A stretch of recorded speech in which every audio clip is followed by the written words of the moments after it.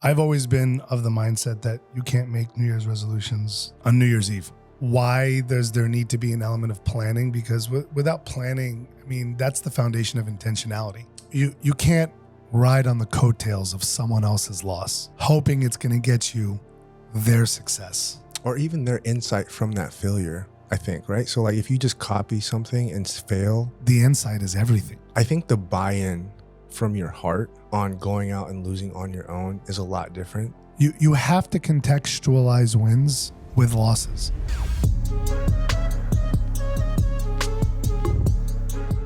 How's your weekend? Chill. Yeah? Yeah. Same. We did Santa pictures. Always fun. Yeah, so we made reservations for like noon. Got in the booth like at 1:10, so that's cool. That's about as. But we've done it enough times where it's like it's gonna be an hour, even with reservations. So It's all good. Oh, that's good. Kids still like are all in on Santa. Phoenix, he's almost 8. Same. So it's still magic for him. Same. So that's cool. I hope they never lose that. Yeah, I'm still like, how are you navigating it, or how will you? I don't know. I don't know either. I'm just kind of riding with like, it's still great right now. You know, there's a faith perspective. You know, we believe in God, Jesus. Santa's not real. So why do we push these narratives of things that we know? But it's that word you said, you know, the magical and blissful youth, and it's a good thing. It's not a bad thing at all. I don't know how we're going to navigate that. This might be completely off and check me. But for me, it's like, I think the development of like appreciating the metaphysical. Yeah. A little bit. Yeah. I mean, it might be a reach, but. I don't think it's a reach. I think where I struggle is like if we nurture them to believe in something that we don't believe is real, what does that translate to when people begin to question them about a God that they don't believe is real? Yeah. Yeah. Which is like, I don't know, that's tricky. I don't think there's a, you know, right or wrong answer, or there might be a more right answer, but because it's, you know, we take them to church and we try to nurture the foundation of their faith. Yep. And at some point they're going to have to reconcile with, well, that's not real. Is this not real? I mean, I think my oldest is starting to understand in the vacuum of the Christmas holiday. Sure. It's just kind of like a cultural thing, which I think maybe that answers the question. It's just going to take care of itself. Right. I don't know. Yeah, it made me think about a question for both of us is like, do you remember when you had that discernment of like, oh, it's just kind of like a show? I don't. But the show is fun, and it's fun, you know. It's like you try to explain to people without kids, like when you have kids, you just try to do everything for them and live through them. Yeah. You know, it's like, why do I go to Disney? That's not for me. They're just so excited and happy, you know. So where I was going with this was like, I don't know if it was useful or productive, but like my parents never had that talk with me. Like, hey, you know, Santa's like, it's a cultural thing. Have fun with it, but you know, kind of decide for yourself type thing. But extending that kind of thread, like I never got any kind of like mentorship or instruction on like sexuality as a man from either my parents. So it was just like, I kind of just had to like figure that out. I think for the most part, same. Yeah. Yeah. And I don't like, I'm trying to like forecast, okay, what's that going to look like for me as a dad now? Right. Because we never had, you know, on any level. Really, yeah, it's kind of jarring. Yeah. To like look back and think, okay. But then on the other side of that, it's like, what am I going to do with that now? I guess we'll see. We will see. A couple episodes ago, we were talking about, I think, New Year's resolutions, kind of going into the new year. Revisit that a little bit. There's an opening story. There's an old man walking in his village, and he sees his neighbor beginning to dig a foundation to build his own house. And the old man says to him, "You've got the worst of it behind you now." And the guy building is like, "What do you mean? I just started." And the old man says, "Yeah, that's exactly it. Making a true beginning is the most difficult task." Sure. And to kind of cap that story, there's an Irish proverb that translates to, "A good beginning is half the work." Yeah. And so it's December, mid-December, coming up on Christmas. A lot of people are thinking about what's 25 going to look like. How does this story land with you as we head into the new year? I've always been of the mindset that you can't make New Year's resolutions on New Year's Eve. Anything that is going to be big for you needs to be intentional, needs to be thought out, needs to be planned. And I'm still generally in that pool. But to that, I would say, I think the most important thing is that you just start. And then that's the hardest part. Why does there need to be an element of planning? Because without planning, I mean, that's the foundation of intentionality, right? Just taking a moment to list the things you want to do, how you're going to do those things, is a very basic level of intentionality. Otherwise, you're kind of just expecting it to happen, and it's not going to. Life will get in the way of anything. Fitness goals, diet goals, relationship goals. There has to be intentionality no matter what. And I think as time goes by, I saw something the other day that was like, for 2025, I'm not even going to write a list. I'm just going to say, God, show me. Because look, all the stuff I planned for, half of it doesn't happen anyway. 95% of the stuff that I plan doesn't actually happen in the way that I plan it anyway. So I think that's an interesting intersection of my intentionality and faith, where I'm just gonna, I think I'm gonna give the list to him. Say, here's what I'm going for, but I'm open. Yeah, that's a pithy way of demonstrating like ambition and flexibility, because you have a direction. I know the direction I want to go. Yeah. For my, my relationship, my businesses, different metrics when it comes to employees, and I don't think people should be without goals and ambitions. But in general, maybe I just won't say this to anyone else. I'm kind of just gonna, here's a list. Let's see where it goes. It's all you, man. Yeah. Is that new for you? Yes. I sense that it's new. Very new. How'd you get there? Do we have enough time for that? Lots of Wait, hold on. Before you unpack that, I want to pin it with a follow question. Does it feel real to you? Like, you say that. I think it comes off as authentic, but does it feel real in your bones?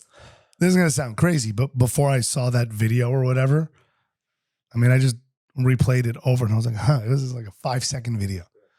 It's like, most people will plan out and list, and I'm just going to give 2025 to God. And I was like, I mean, we say that on many levels. And again, it's dangerous not to have goals. And then working backwards, it's dangerous not to have a level of intentionality that engages, how am I going to get to those goals? Because you're not just going to wake up and get stuff done. But I think keeping the overarching theme as yeah, I want this and I'm going to work toward it. But I mean, please let me know if I'm wrong. Sure. That's very new for me. I pray, I talk to God, although recently a lot more. So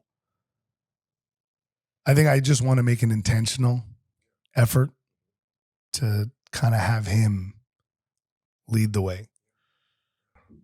No, I love that. We're talking about beginnings in context of like the new year.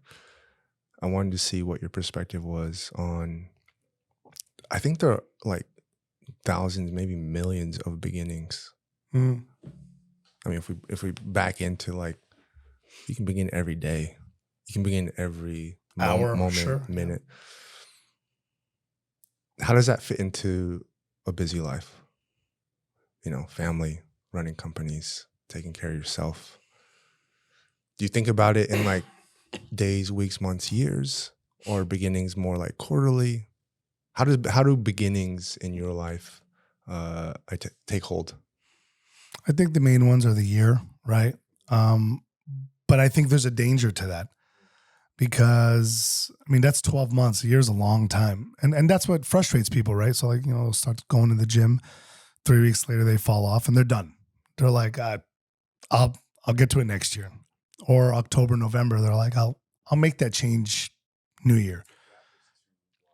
Yeah. And so that's kind of the beautiful thing about life. It's just every day you wake up is a brand new day. It really is. Yeah, problems usually can and will spill over, but it's just a brand new day. It's a brand new opportunity to see things differently. There's going to be new interactions every single day. And it's an opportunity for you to react to them differently every single day. It's kind of a great thing, actually. I mean, there's a little practice I'm trying. I'm not that great at it yet, but maybe with practice. But entering every door. So when I pass through a door, it's like a little prayer or mantra that I kind of call on. And that's how I kind of, this story in the beginning was like, how can I make this like, how can I make the frequency of like blessed beginnings more real in my life? So it's interesting. I think more than anything, it's like a forced mindfulness of like, okay, walking in this room, I don't want to be. Walking into this room, I don't want to be. And it's like, the other thing I realized, like how many doors you walk through in a day. It's wild. I'm gonna count now. Do it. And then be like, oh, it's 40 doors I walk through. It's 40 times I could do like a mini prayer or a meditation. So just a practical piece on tiny beginnings, I guess. I love that. I like this quote. I'm gonna toss you up. We were born knowing, but daily life tends to wear it away. Mm. And then pair that up with one psychologist observed that in virtually every case he handled, the person knew from the beginning what his or her task was. The presenting neurosis, the blockage, the obstacles that obscure the task are only the surface distractions from the implicit intimidation of really knowing what is right for them. So with those two pieces, what's your task professionally, personally, and spiritually? Break those down. I know I need to be a good person, love everyone around me, leave people more blessed when they leave me versus when they met me. At work, I know I need to grow a company to a very successful stature, financially, brand recognition, otherwise. Yeah, it's funny because you are almost born knowing. Things are kind of simple, and then everything else gets in the way of massaging what that looks like. Now I'm competing with this guy. I'm competing with that guy. Look what they're doing. Look what they're doing. Keeping up with the Joneses starts to take away from the simplicity of what we all know we need to do. I think, most guys our age, they just want to love their families and not even provide everything materialistic for them, but meet all their needs, help foster and nurture through parenting, well-behaved, well-mannered, well-intentioned children. And then everything happens, right? Life happens and we're just stuck dealing with different situations that, make us angry, impatient, anxious. And then the thing that we know, which is pretty simple, becomes fairly complicated. What I'm going to ask you this, but before I do, like knowing what you need to do you think we get distracted because so many others are distracted, or is it really that hard? I think it's a combination of things. I think it's a combination of the distractions all around us, and everyone here is distracted to X degree, and then bringing that into their engagements and interactions. And now you have, two people who at a base level basically know, but they have their own perceptions and their own intentions and their own wishes and that are driving the conversations and driving the actions. So things get derailed, if you will. It feels a little intimidating when you say that, of like, or when I even say it, it's like, we basically know. Yeah, look, I'll enter into a business conversation. Mm-hmm. Two parties know whether they want to do business together or not. Or if not, they will shortly. All right. And so if they know they don't want to, it's over. That's it. But then if they know that they do, now you have two different parties that are concerned with their own best interests, not necessarily trying to hurt each other, but really trying to get as much upper hand as possible. And that's what drives the conversation. And that's what it's not as innocent or pure. And I don't think it's a bad thing.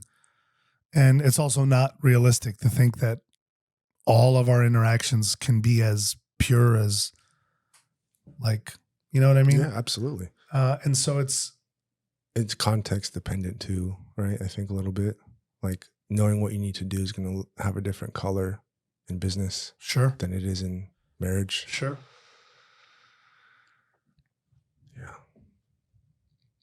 Yeah. So one thing I've wrestled with in the past is like this narrative of like, okay, we know what we need to do. Daily life wears it away. Busyness, distraction. Got it. One camp sells like you get rid of the distraction and kind of confusion, and all you're left with is like total clarity. I tend to lean towards your relationship with all of that stuff changes versus like annihilating it. Where do you fall on it? I'm learning now. I think that's where the spiritual element comes into play. A spiritual grounding does a really, really good job at informing the condition of your heart. And so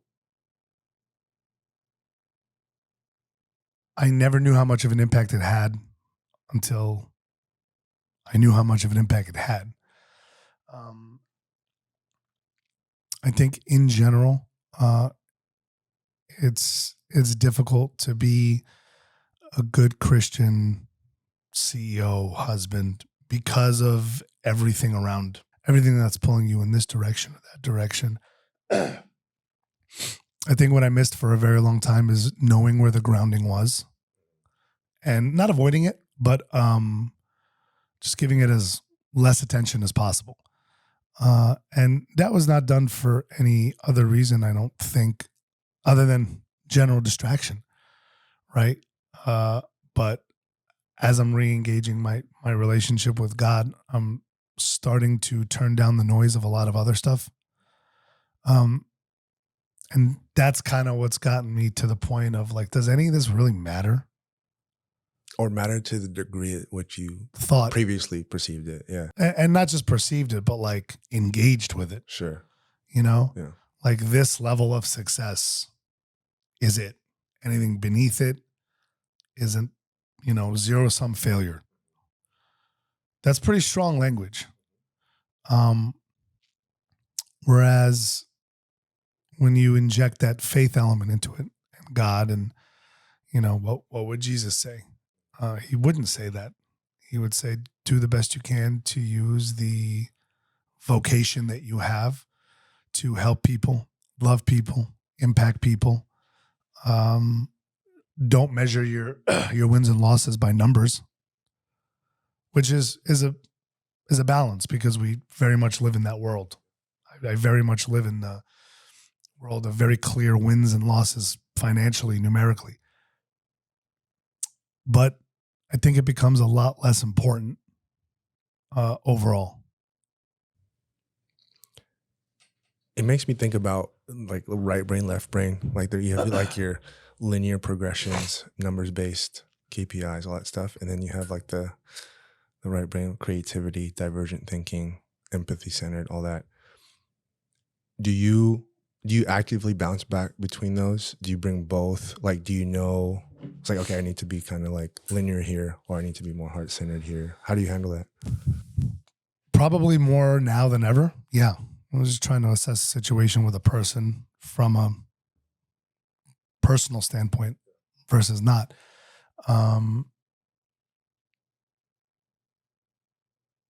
Probably just because I know that there's so much more involved. Like there's so much else that matters. Some people would say you're losing that killer instinct. I'm feeling as, no, the killer instinct is not really a good thing anyway. Like you need it to an extent, but you lose a lot more if that's the only way you're operating. And I don't want to ever be in a position where I look back and it's like, might sound cliche, but what does it profit a man if he gains the whole world and loses his own soul? What's the point? Yeah, but I mean that is like transpiring all the time though in real life. So it's not cliche. It's reality. I would agree with you. I don't think it's cliche. It might sound cliche to someone listening, but it's a very poignant question. Whether you're Christian or not, like what does it profit you if you gain the whole world and you lose your soul? What is the value of your soul? What does that look like? I think you need to know and understand what that, metaphysical part of you, what's the purpose? Why is it there? Why do we cringe when we see something hurtful or rude or weird? Why do we get uncomfortable? Why do we get sad when we see loss? What is that, otherworldliness? Like, well, and if it's there and it's real on some level, then it's there and real on a major level. And so it's like we do all these things to gain the world. Mm-hmm. I mean, much of mainstream advertising media is built on that. I mean, yeah, yes. Like, I mean, across markets. And so it's like, if that's what we're getting fed predominantly, that's why I come back to like the relationship to all this stuff, because I don't think it's going away anytime soon. No, but I think even just raising that awareness, like, do you have a soul? Does it matter? Do you believe in that? Is it something like, I'm not asking you specifically, but sure, like just positing that to people to make their own decision. Like, I don't know. Does it matter? Let me gain the whole world and who cares about the soul? Like, okay, I don't think that's a good thing. I think on paper, many would be like, yeah, okay, that checks out.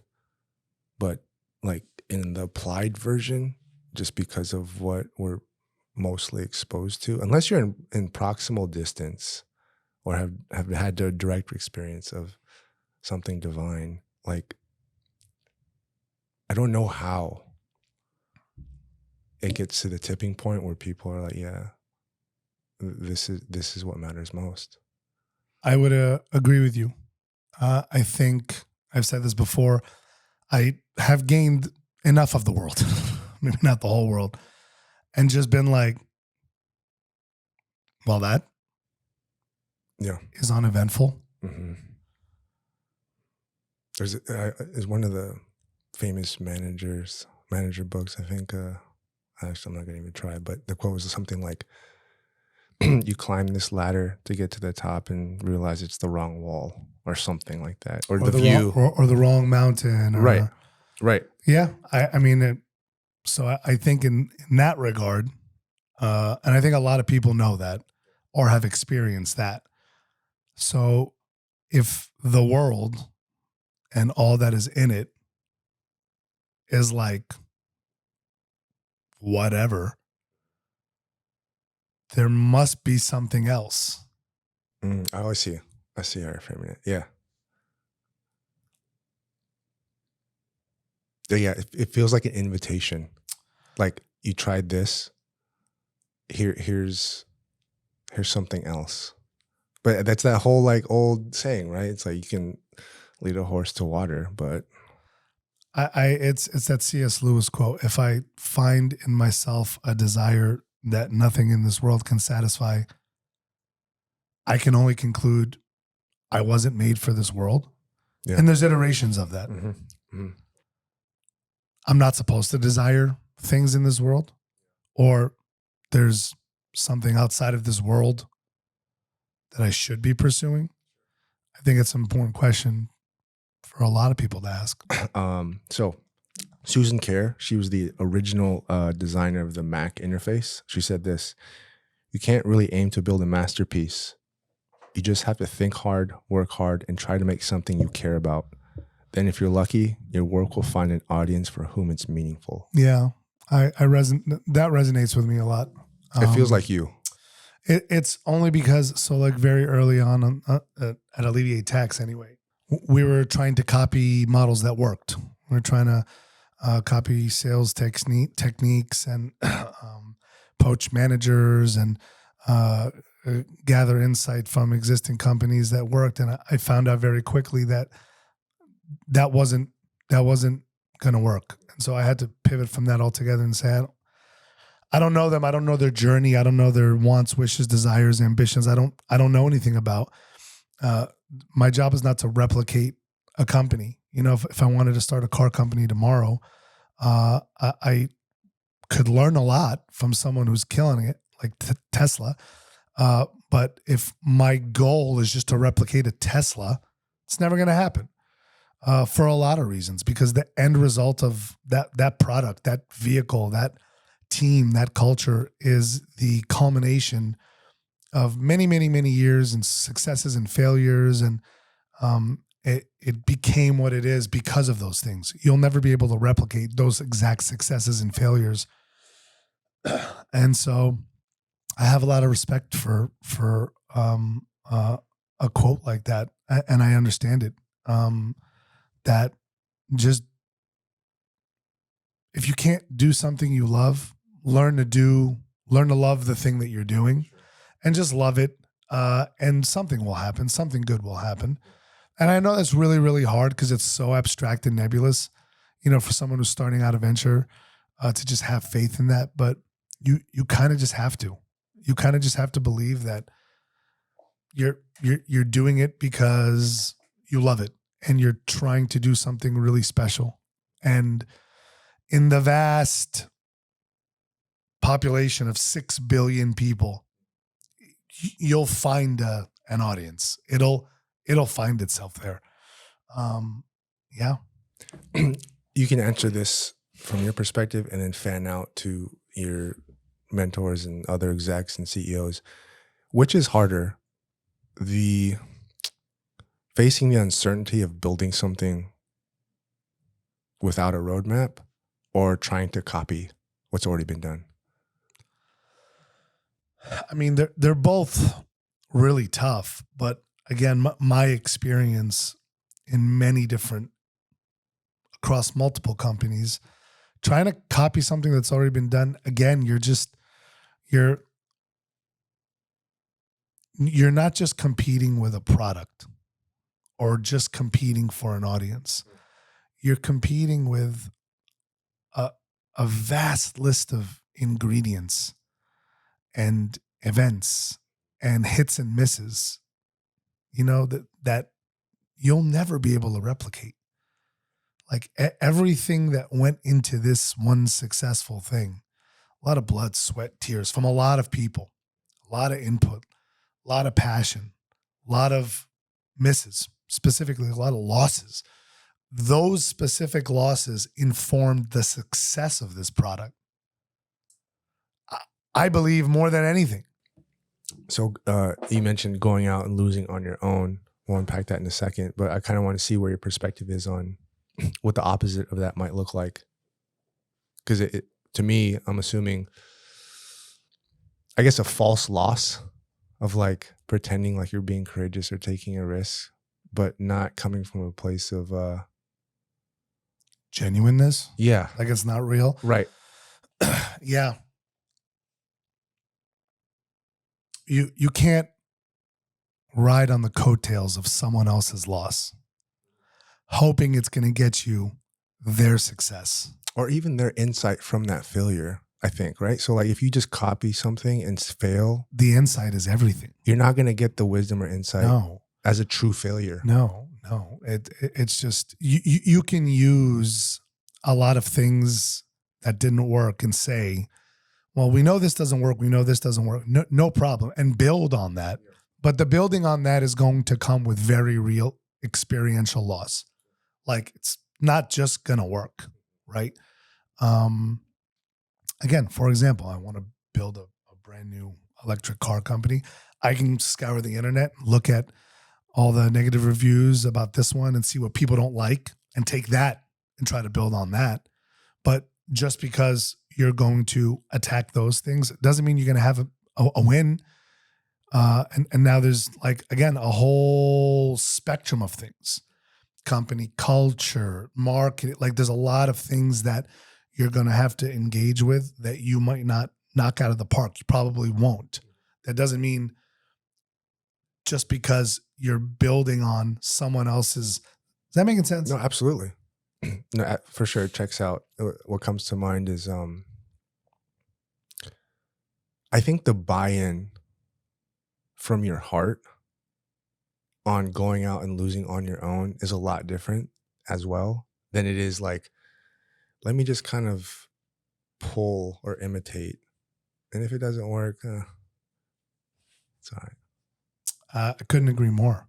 I mean, it's hard to describe it. No, but like you know it when you're around it, you know it. Sure.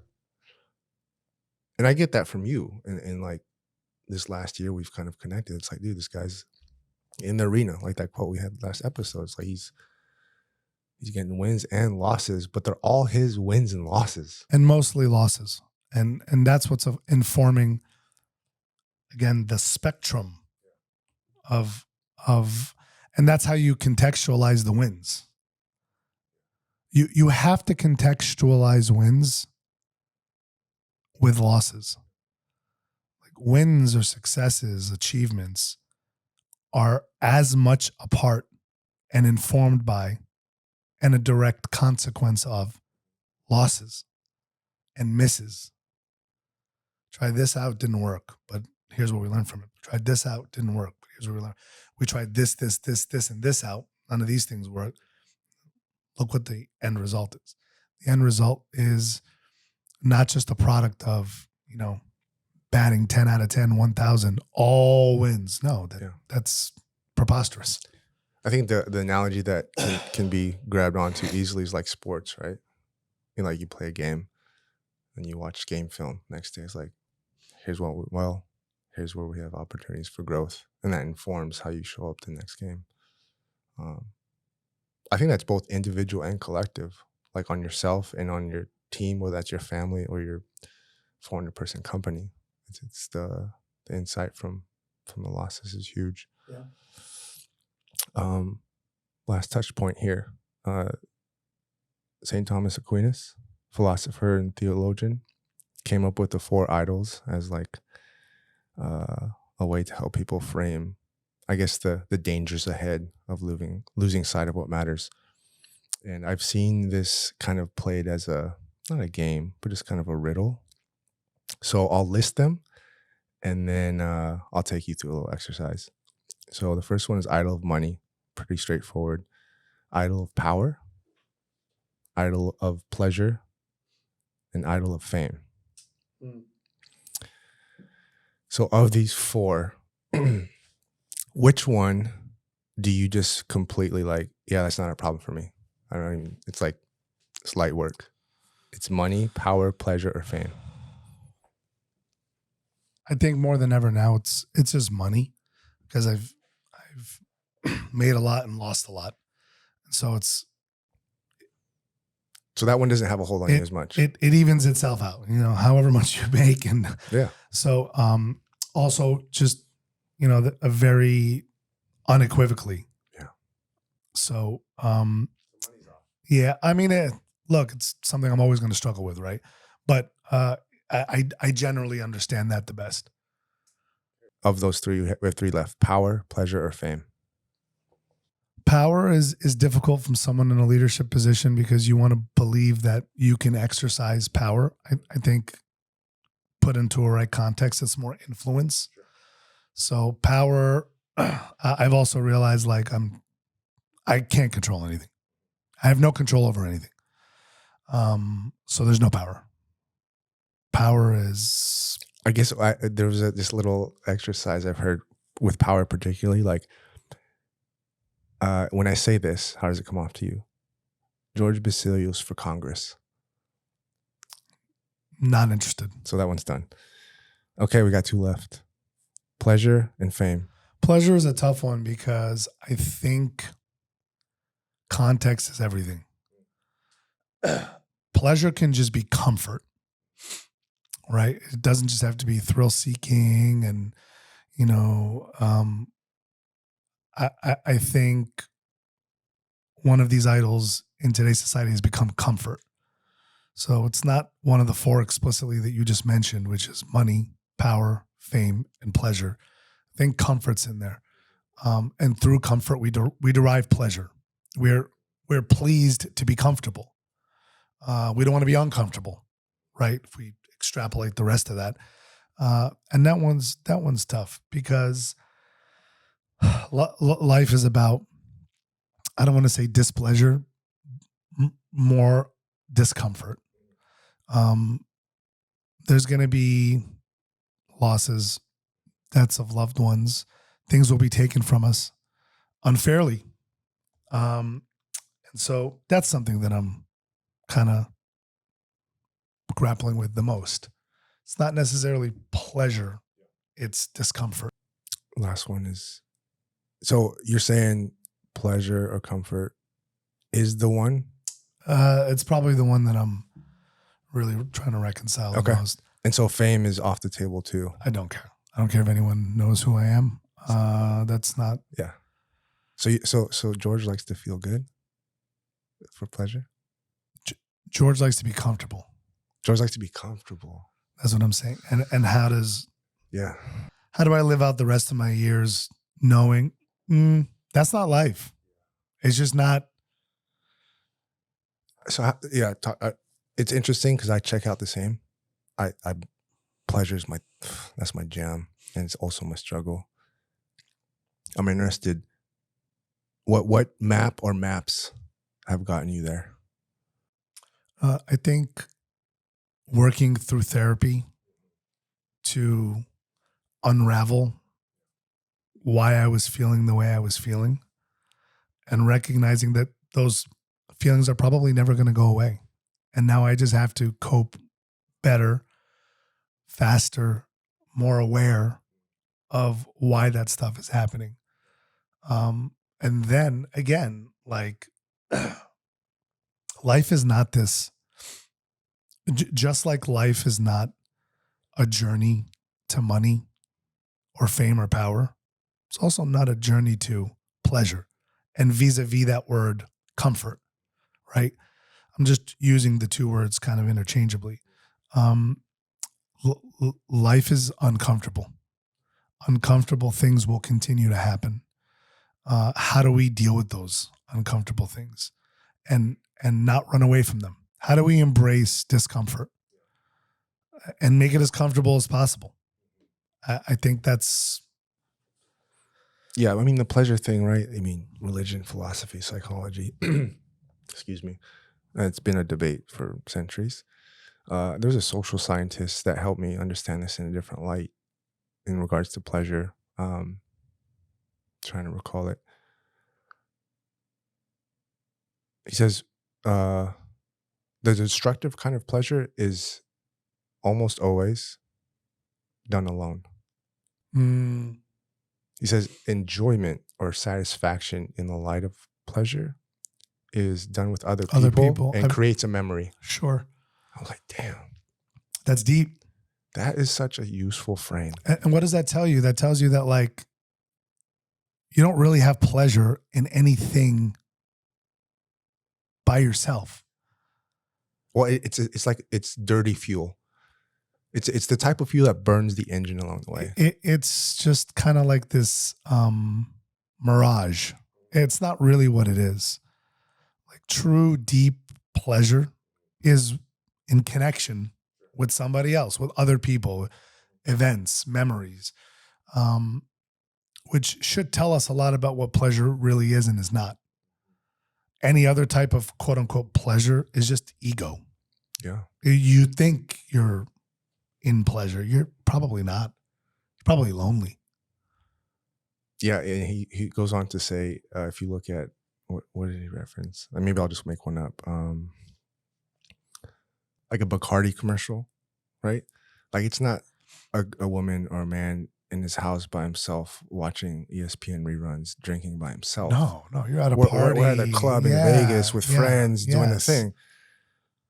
And it was like, oh man, that makes so much sense. Like a lot of the pleasure we deem as like satisfaction is like it's really not, especially when it's done alone.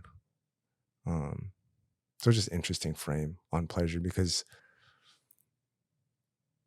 I don't think it needs to be excluded. It just needs to be kind of managed in a wise way. I think the expectations of it are what get people, especially we're talking about midlife, right? Yep. Men, women, whatever. But obviously, we're resonating more with men. There can be a lot of pleasure in the mundane. We don't necessarily see that until we're forced to, right? Until a lot of things are taken away from us, and we're like, man, that used to be good. Mm-hmm. I think there's a lot of pleasure in the mundane. I think there's a lot of pleasure derived from being like just a father. Good, bad, and different. We can get into that later, but just being responsible for a life. There's a lot of responsibility that you could take pleasure in. Navigating hard times and doing it wisely. And being proud of that. Yeah, of yourself. For sure. Yeah. And validating yourself. Mm-hmm. So, the pleasure that we derive from ourselves changes from your 20s to your 30s to your 40s into life. As we close, continue that thread. What are some things that are like pleasurable for you now that weren't at 25 or 20? I mean, a lot. I mean, let's put the big things off, right? Like, obviously, you're CEO, a couple of companies, people know that, but like, get down to the ground. You mentioned mundane things. What are those for you today?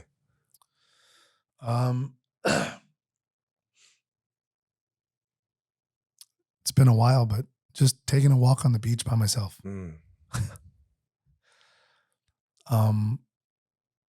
Sitting on the beach, watching my kids play in the sand for 3 hours. Yeah. Not caring if they're eating it, just watching. Mm-hmm. It's a lot of pleasure in that. Yeah. It's a lot of satisfaction.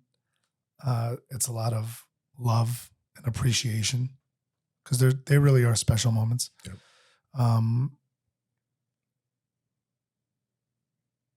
Yeah, I mean, I don't care if it sounds cheesy, but these are also things that 4 years ago, if I saw one of my kids eating sand, oh, what are you doing? Why are you eating the sand? Now I'm like, they'll figure it out. Yeah. It checks out to what you said earlier too, in regards to what 25 is going to look like. So there's like a coherence. Excuse me. Of like, it's all good. I tried to grab the bull by the horns, and every time I do, I get gored. Is that a new insight for you? Yeah. And no. Like, I always knew that. Yeah. Like, deep down, You knew. I'm not in control of anything. Yeah. I'm going to do the best that I can, and I'm going to let God grab that bull. And I'm just going to sit back and watch. Yeah. Do you think, the people you do life with regularly, both family and professionally, are you going to let this disposition just kind of leak in naturally, or is it something you're going to kind of communicate? No, I'm going to try to be led by it. Yeah. And let my actions reflect that. Is there any trepidation about it? No. It sounds amazing. We'll see what happens, because now the trick is when stuff hits the fan, and it will. It's not going to stop. Is coming back to that. Well, hold on there, George. When reality hits. Yeah, but it is freeing. Just the thought of it's very freeing. Anything else top of mind for you? I love you, man. Love you too, bro. That's it. Thank you.